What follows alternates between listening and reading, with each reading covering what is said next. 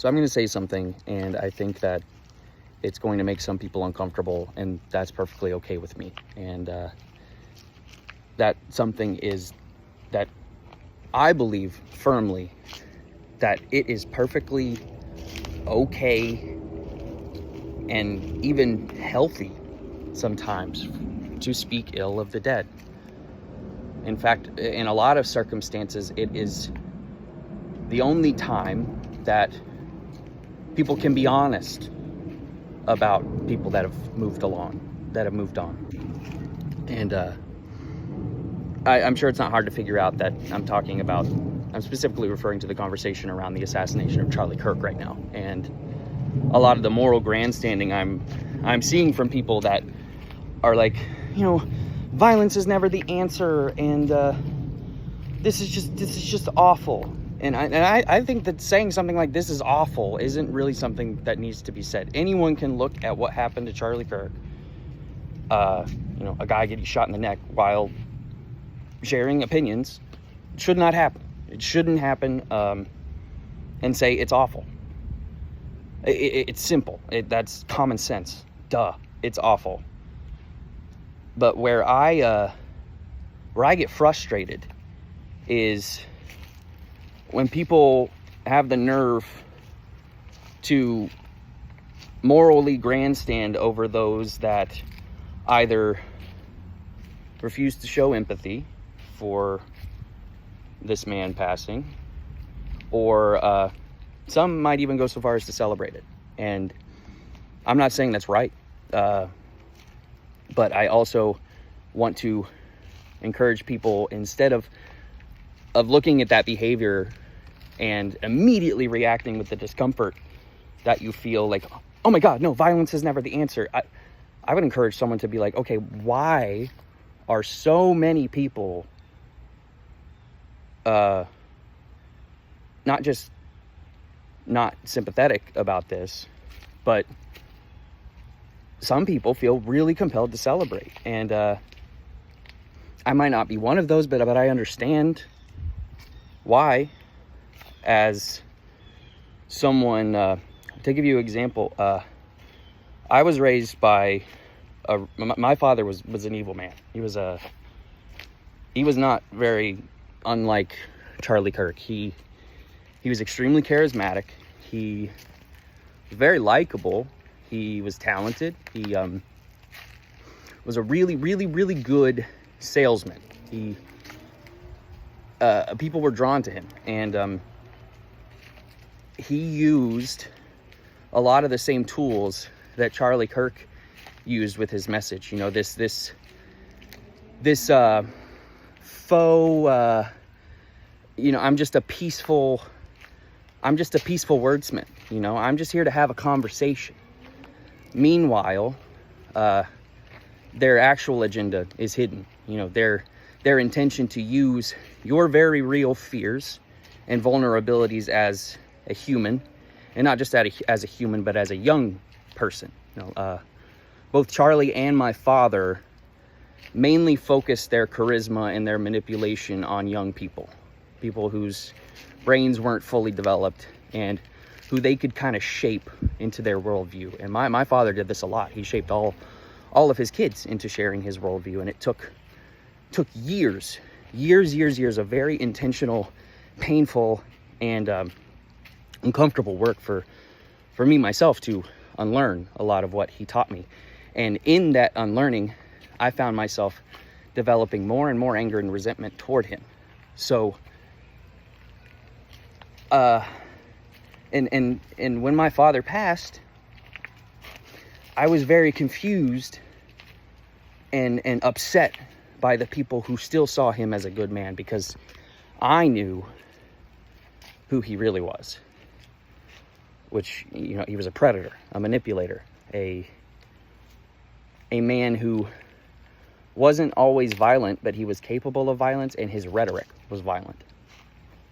And when my father passed, I personally felt relief, first and foremost. And I don't think that anyone who knows me and knows what my dad did to me and my family and did to other people that I can't tell their stories because they're not their stories. My story is my own. I don't think that any person with a good heart who knows me would judge me for feeling relief or even the compulsion to celebrate almost that this man who manipulated so many for so long and left more people hurt than helped in his life. I don't think any decent person would judge me for feeling relief that person is gone. And Charlie Kirk, although he was a lot younger than my father when he passed, and was his passing was much more violent and instantaneous, and he was young. And we can go into the, it's sad that he has children and a wife and he leaves them behind, and no one should have to see their father killed right in front of them. Like, yeah, no shit. But like, you know who else has loved ones and children that shouldn't see them killed in front of them?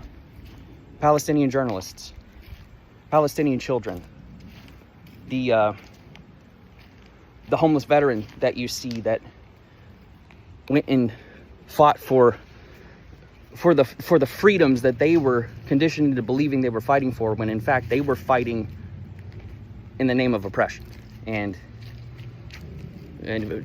just state-sanctioned violence all over the world. These people have families. These people have children. The bullet that took the single bullet that took out Charlie Kirk was the same kind of round that the Sandy Hook shooter fired into all of those elementary school children. It's the same kind of round as some of the 355 shots that were fired at 6-year-old Hind Rajib in Palestine while she was desperately begging for someone to come save her from the Israeli occupation that were hunting her down with a literal tank. George Floyd had a family. And Charlie Kirk, in the aftermath of his death, made fun of him. He demonized him. He said he's in certain words that he deserved to go. So if people are going to call for other people to have sympathy for someone who lived their life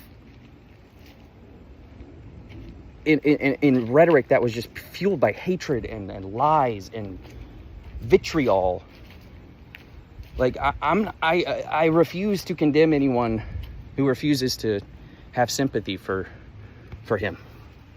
You can have sympathy for his children. That's totally fine. No one should have to live without a father. But all of these Palestinian children shouldn't have had to live without fathers. Anas al-Sharif should be with his daughters right now.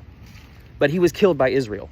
And Charlie Kirk and people like him called him Hamas. He was a Palestinian journalist. More Palestinian journalists have been killed in the last 2 years than any modern conflict combined.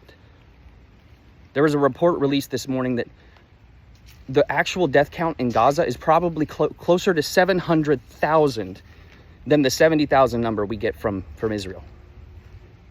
And people like Charlie Kirk refuse to call it what it is, which is genocide. So I'm sick of this moral grandstanding. I really am. I think people need to seek understanding. And if you have trouble with it, if you have trouble understanding why someone who is angry and tired and done with this system that sanctions violence against them and their loved ones, like, instead of saying you're so full of hate, how about you ask them why they're so hurt and try to understand, put yourself in their shoes, and then maybe you will give less fucks about the death of a fascist. Like, I really couldn't care less. It sucks that it happened. It was awful.